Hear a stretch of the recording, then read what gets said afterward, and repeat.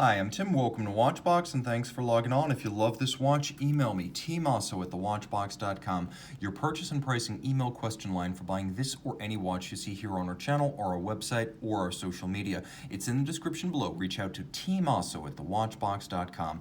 And today we are discussing a 2004 limited edition of 100 pieces. This is the Audemars Piguet Royal Oak Offshore Juan Pablo Montoya. 3 different models: titanium, rose gold, and platinum. This is the platinum model. There were 1,000 in titanium, 500 in rose gold, 100 examples of what you see here, and this is the most desirable by color and feel. On the wrist, the timepiece feels massive. You can tell where the money went.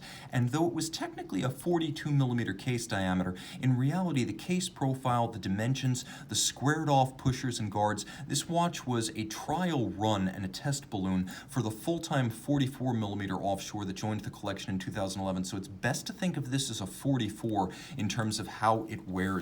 In terms of the wrist, mine, 16 centimeters circumference, might be the smallest wrist that can wear this watch properly.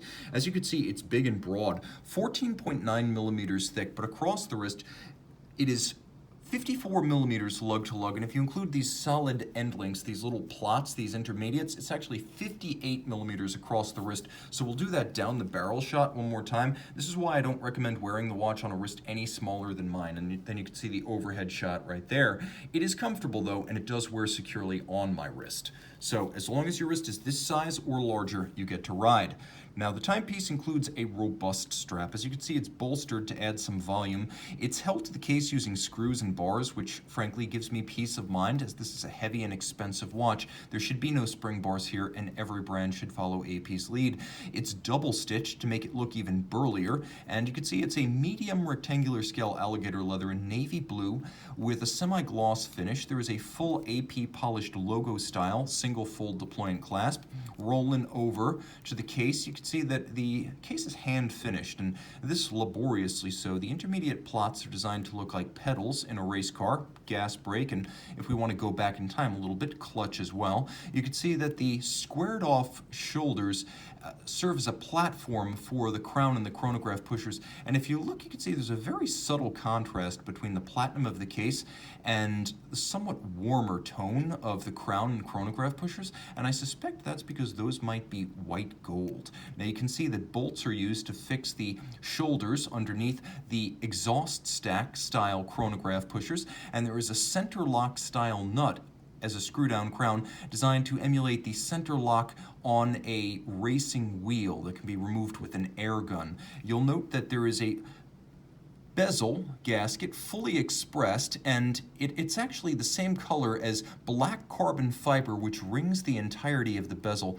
You can see that the character lines of the case continue down through the case, and you can also see that the watch is a combination of polishing and satination. Now the watch of course features that carbon fiber lip outboard because carbon fiber is the material of our time in motorsports, and you can see that there is a lovely lacquered inlay of carbon fiber inside the bezel, which has been externally evacuated, and you can see that each one of the bolts is designed to evoke the bolts used on an automotive cylinder head. So you have those bolts in lieu of the conventional bolts that you'd find on an offshore. You have the carbon fiber, you have the evacuated external, and if you look on the case back, you can see that the opposite sides of the bolts, these aren't physically the opposite sides of these bolts, but they are echoes of the bezel, and you can see that same evacuated outer face of the case back. Taking a quick look at the dial, you can see that it's blue, and there is a waving flag motif, a la checkered flag at the end of a race, blazoned across the center.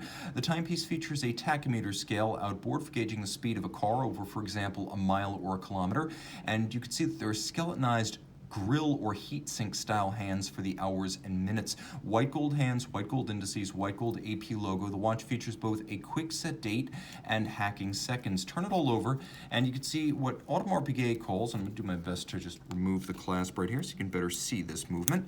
Audemars Piguet calls this caliber 2226 2840, with 2840 being the Dubois de Praz vertical clutch chronograph module, and the 2226 base movement is a JLC 889. Now you can see there is a punched out rotor, 21 karat mass, and then it's punched out in the fashion of automotive space frames. This isn't so much a modern race car construction technique. It's more like something you would have seen from the 1950s through early 1980s, but still it's referencing automotive space frames that often had punched out medallions of metal to lighten them.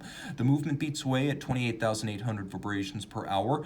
The whole compound caliper has over 300 parts, pivots on 54 joules, and as you can see, it is a good-looking movement adjusted in 5 positions, which is the high horology standard, water resistant down to 100 meters, with a 38 to 40 hour power reserve, and being a JLC movement, it is thin, fine, partially hand finished, and a true high horology movement for a high horology watch.